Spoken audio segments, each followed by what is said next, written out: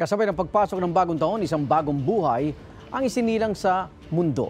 Kilala natin siya sa simbolo rin daw ng bagong pag-asa para sa kanyang mga magulang. May unang balita si Darling Kai.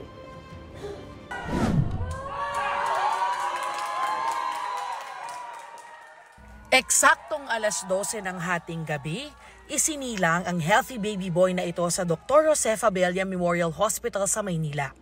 Meet baby Jaden Rayleigh. Pagod man sa panganganak, bakas ang saya ng inang si Ronalyn nang mayakap niya ang sanggol. Hindi lang dahil tinaguri ang New Year Baby 2024 si Jaden Rayleigh, kung hindi siya ang unang anak ng mag-asawang Ronalyn at John Michael. Mula pa sila sa GMA Cavite.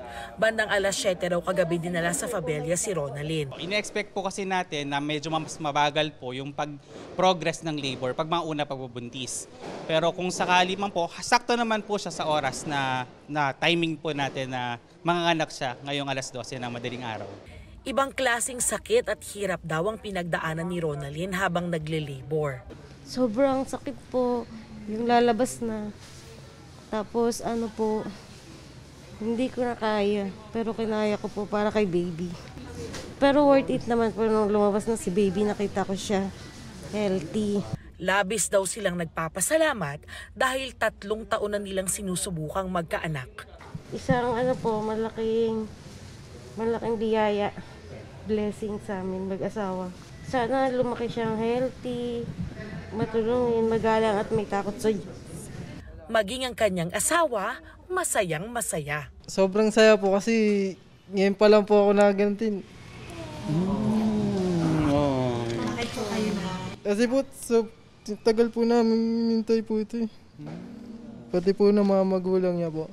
Kaya aalagaan daw nila ang regalong ito na sumisimbolo sa bagong buhay at bagong pag-asa para sa bagong taon.